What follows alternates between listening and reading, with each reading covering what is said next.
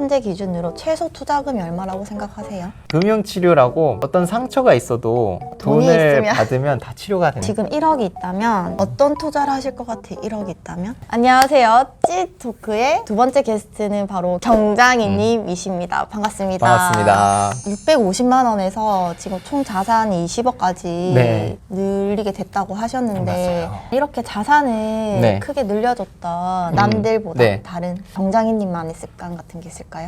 일단은 관심을 갖는 건 것 같아요. 이런 투자에. 그러니까 이게 뭐 비단 경매나 부동산뿐만 아니라 주식이라든지 뭐 어떤 채권이라든지 이런 것도 투자처잖아요. 그러니까 그런 거에서 자기가 돈을 만들 수 있으면 뭐 그런 걸로도 얼마든지 뭐 부자가 되고 훨씬 더 여유로운 삶을 살 수 있다고 생각을 합니다. 정답은 없는 거지만 이게 너무 설명충처럼 되는 것 같아서. 왜냐면 시골지님이라 할 때는 되게 네. 막 이렇게 깔깔깔 그런 느낌이어서 진지충 된 것 같아서 편한데 아유 이렇게 땀이 나지. 주식이나 뭐 이런 거는 하루에도 등락이 많기 때문에 저는 이제 회사 다니면서 하기 멘탈이 온전하지 않을 것 같은 거예요. 그냥 저는 넣어놓고 뭐 장기 투자 이런 거는 괜찮을 것 같아요. 주식에서도 네. 뭐 그런 게 있잖아요. 우량주에 그런 건 괜찮았을 것 같은데 저는 기본적으로 부동산을 해야겠다는 그런 믿음이 있었던 것 같아요. 좀 어릴 때부터 아버님이 사실 그런 투자를 하셨어가지고 네. 부모님 영향이 좀 부모님 컸구나. 그쵸. 부모님이 뭐 저한테 그걸로 뭐 어떻게 뭘 하거나 이게 일해 주신 건 없는데 그것보다 뭐 자산을 주는 것보다 사실 저는 그런 정신이랄까 그런 마인드를 주는 게 더 크다고 생각을 하거든요. 이거는 평생 가져가는 거니까. 맞아요, 맞아요. 근데 아버님이 하는 투자를 내가 할 수는 없었고 650만 원 들고 그래서 할지 650만 원 왜요? 큰 돈이었어요 정말. 저는 650도 없었어요. 저 아, 투자할 진짜요? 때. 저 진짜 영원으로 근데 투자했거든요. 뭐 아파트 많이 하시잖아요. 근데 진짜 신용대출을 아. 남편 풀로 받고 저도 풀로 받아서 네. 투자를 한 거라서 진짜 돈 없이 했거든요. 그래서 650도 저는 큰 돈이라고 생각을 해요. 처음에 이제 대출 받아서 투자할 때 네. 완전 이게 덜덜 떨었어요. 아 저도 진짜 무서웠어요. 그쵸? 이게 맞는 건가? 해봤으면은 상관이 없는데 처음 시작했을 때도 그랬고 이 대출 받는 거에 대한 안 좋은 시선들이 그쵸. 지금보다도 더 많았던 것 같아요. 지금 이제 집값이 막 계속 오르니까 맞아요. 어떻게든 대출이라도 받아서 해야 된다라는 게 있기는 한데 제가 했을 때만 해도 뭐 대출 위험하다 이런 게 너무 많았어가지고 이게 하면서도 이게 확신이 없었던 것 같아요. 근데 그 확신이 든 거는 확실히 또 이것도 금융치료라고 금융치료가 뭐예요? 금융치료라고 어떤 상처가 있어도 돈이 돈을 있으면. 받으면 다 치료가 된다. 이게 경매가 대박이다. 진짜 사실 고생스럽거든요. 그리고 거기 살고 있는 사람이 안 나가고 버팅기고 뭐 연락도 안 되고 이러면 진짜 계속 신경 쓰이고 한데 네. 그게 진짜 금융치료라는 게 다 어떻게든 정리가 되고 나가고 들어오면? 돈이 들어와서 돈이 다 회수되고도 남는 돈이 이제 통장에 남아 있으면 그게 다 잊혀집니다.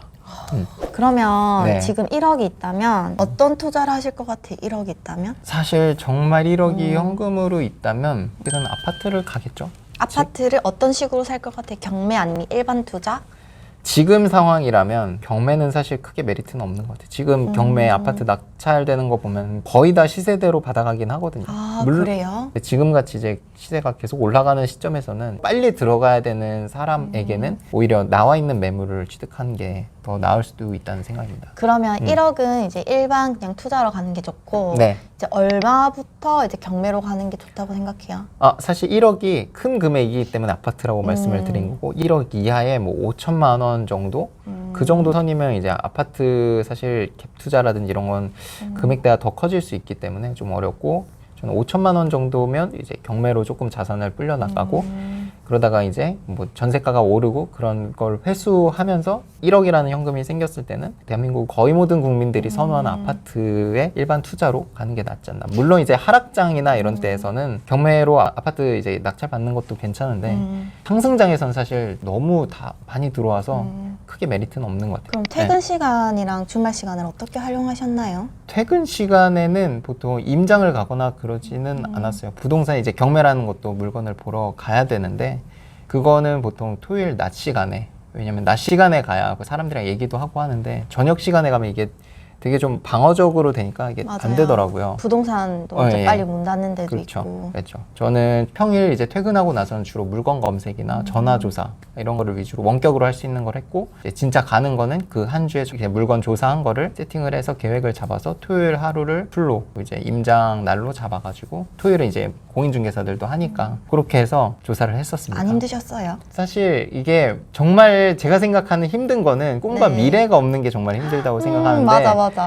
이걸 아, 하면서 진짜요? 뭔가 만들어 가고 있다. 그리고 미래의 계획이 조금 더 발전된 삶, 그리고 조금 더 여유로운 삶을 누릴 수 있다는 생각을 갖고 하니까 재밌었어요. 물론 이제 친구들 못 만나고 하는 거는 좀 어려운 부분은 있었는데 사실 그런 것도 금융치료가 다 되는 걸로 돈이 들어오면 사실 맞아요. 진짜 기분 좋거든요. 보상을 받은 것 같고. 근데 저도 네. 초반에 이제 부동산 공부를 할 때 네. 힘들었다기보다는 네, 되게 네. 재밌게 공부했었거든요. 그게 뭐 다른 게 아니라 뭐 내가 배우는 것보다는 내가 돈을 벌 수 있다라는 맞아요. 그 생각이잖아요. 배우는 즐거움보다 네. 돈을 버는 그러니까. 즐거움이 훨씬 더 컸던 것 그러니까 같아요. 아무래도 뭔가를 배울 때 어떤 보상이 있어야 되는데 부동산이라는 맞아요. 건 사실 돈 버는 거기 때문에 음. 저도 그게 정말 컸던 것 같아요. 저는 네. 돈에 그렇게 관심 있는 사람이라고는 생각을 못했는데 네. 부동산을 하면서 네. 나도 돈맛을 인간이구나. 돈맛을 봐버렸다. 인간이구나. 네, 그럼요. 대출이 어렵다면 대출이 나오는 어떤 오피스텔이라든지 오피스텔 중에서도 좀 반개수 있는 거 위주로 보고 있습니다. 실제로 제가 최근에 이사한 집도 뭐 그런 비슷한 반개수가 있는 오피스텔이고 3인 가정인데 나쁘지 않게 살고 있거든요. 오피스텔이라고 해서 무조건 좁고 이런 게 아니라 요즘은 아파트랑 비슷하게 짓기 때문에 그 안에 쾌적성이라든지 이런 것도 굉장히 아파트들도 경매가 돼요? 경매 나오죠. 많이 나오죠. 근데 이제 보통 금액대가 아파트 같은 경우도 요즘 많이 올라가지고 근데 인천이나 이쪽에 아파트들이 많이 있거든요. 네. 그러니까 우리가 생각하는 뭐 브랜드 아파트, 뭐 더샵 이런 게 아니라 정말 이제 중소형 건설사가 지은 그런 아파트들이 많이 있어요. 그런 것들은 시세가 오르기도 하고 전세가가 최근에 또 많이 올라서 그런 것들도 몇 개 가지고 있기도 하고요.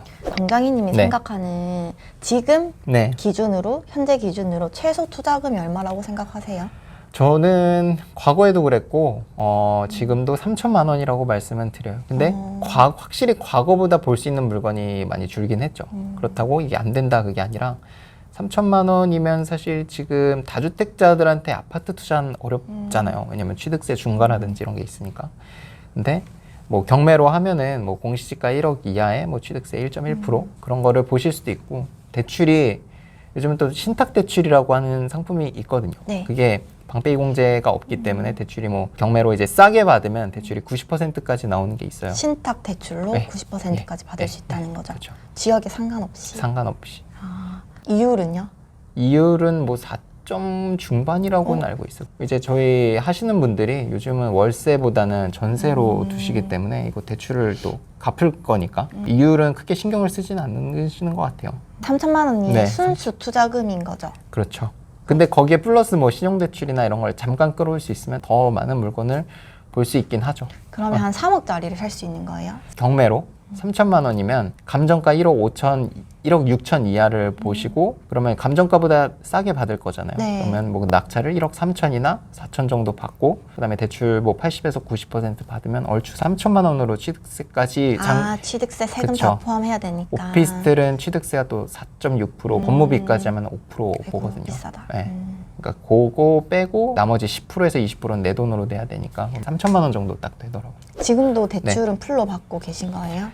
저는 지금 사실 최근에는 큰 돈을 이제 이사하는데 그 새로운 집에 묶이게 되면서 새로운 투자를 하진 않았고, 저는 최근에는 보통 이제 뭐 경매도 보고는 있지만 아예 이제 전세 세팅이 돼 있는 거, 그러니까 갭 투자죠. 전세 세팅이 돼 있는 물건도 관심을 갖고 있고, 그러니까 대출이 나와야 되니까 그런 건 이제 오피스텔, 아파트 위주로는 보고 있어요. 근데 이제 서울 지역이나 뭐 경기 남부 쪽은 이 금액대가 뭐 아파트를 3억 뭐 4억 넘어가서 또 소액 물건을 좀 선호하기 때문에 좀 인천이나 이런 쪽으로 보고 있습니다. 정말 사실 부동산 투자가 정말 뭐 앉아서 돈 버는 것처럼 뭐 미디어나 이런 데서 얘기를 하잖아요. 근데 이걸 해보면 사실 다주택자가 돼보면 뭐 집에 뭐 문제가 생겼다던가 하자가 생겼다던가 이런 걸 다 집주인이 어쨌든 해줘야 될 부분이 많잖아요. 그런 걸 봤을 때는 우리가 노력하는 부분도 굉장히 많고 어쨌든 우리가 큰 용기를 내서 이제 하는 거잖아요. 무조건 된다라고 해서 하는 게 어디 있습니까? 우리 자기 돈이 소중하지 않은 사람이 어디 있어요? 그만한 보상을 어쨌든 나중에 시세가 오르면 받는 거고 네. 그렇게 생각을 합니다. 부동산 투자하시는 분들 정말 저도 하고 있지만 대단하다고 생각이 그 혹시 듭니다. 주변 투자자분들의 뭔가 공통점 같은 게 있을까요? 보편적인 공통점은 실행력인 것 같아요. 아, 배우고 뭐 책 보고 이런 거는 누구나 할 수 있는데 이거를 내가 진짜 몇 천만 원을 내 통장에서 꺼내서 그거를 살 수 있는가라고 했을 땐 사실 진짜 아무나 못 하는 것 같아요. 돈이 아무리 된다고 듣긴 들어도 이제 허들이 너무 높기 때문에 그쵸. 아무나 진입하지 네. 못하는 것 같아요.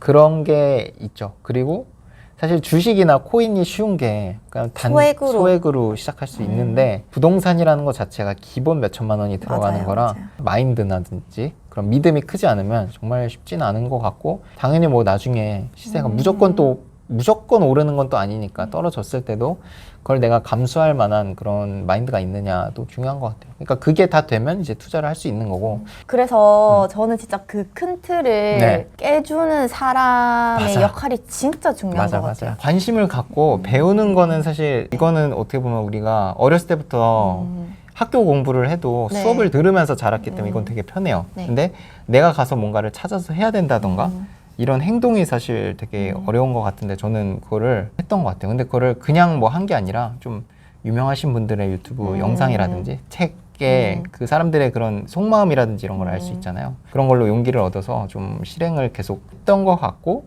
그거를 유지하는 게 진짜 어려운 것 같아요. 경매라는 게 주로 입찰을 하면 주로 폐차를 해요. 그게 정상이고 정말 낙찰받는 게 정말 희소한 그런 확률인데 이 폐차를 했을 때는 다시 처음으로 돌아가야 되거든요. 그러니까 앞서서 임장도 가고 뭐 물건 조사도 하고 전화도 해서 시세 조사도 하고 했는데 이게 사실은 받는 느낌이 물거품이 된 느낌이에요. 이름도 폐찰이잖아요. 뭔가 패배자 된 것 같기도 하고 이거를 기조를 유지하는 게 사실 조금 저의 다른 점이었던 것 같아요. 보통은 입찰까지 가는 것도 어렵지만 네. 여기서 폐차를 대부분 할 텐데 폐차를 하면서도 그래도 내가 여기서 이런 거를 배웠구나, 그래도 그 조사한 그 물건 그 주변 지역으로는 내가 조사를 했구나 라는 생각으로 계속 이거를 유지한 게 좀 다른 습관이지 않았나 싶어요. 저도 가끔 계약 파기 당할 때 있거든요. 예. 여기서부터 이게 지금 알시죠? 아, 분노가. 그쵸. 계약까지 갈 때까지 얼마나 또 마음 졸이고 맞아요. 또 기쁜 마음도 있고 얼마나 열심히 찾고 그쵸. 했는데 이제 계좌번호 받고 그 바로 입금 안 했다고 파기를 당하면 진짜 끝날 때까지 끝난 게 아니다. 진짜 피 말리는 것 같아요. 그쵸. 입금될 때까지. 근데 그 경장이님 네. 제가 금방 물어봤던 게 사실 그 책 안에 책 목차더라고요. 아, 맞습니다. 그래서. 그러니까 요런 내용들을 정리해서 책으로 출판을 했고 그 책에 제 노하우라든지 여기서 얘기하지 못했던 제 경험들을 글로 적었으니까 혹시 뭐 2030 분들 중에 뭐 직장이시고 뭐 투자에 관심이 있으시고 경매에 관심이 있으신 분은 그걸 읽어보시면 최대한 그걸 집중을 했던 것 같아요. 이 경매 프로세스도 당연히 얻어 가시지만 제가 신입사원 때 어떤 생각으로 했는지 그런 거에서 간접적으로 용기를 얻으시라 해서 좀 도입부에도 신경을 썼던 것 같고 관심 있으신 분들은 교보문고에서 사실 수 있다고 하니 네. 네. 영상 안에서 네. 다 못다한 이야기 네, 책으로 네. 만나봐 주시고요. 오늘 감사합니다. 또 인터뷰해주신 경장님 너무 감사하고 아니에요. 오늘도 좋아요 눌러주시고 댓글 눌러주시고 시청해주신 분들 모두 감사드립니다. 감사합니다.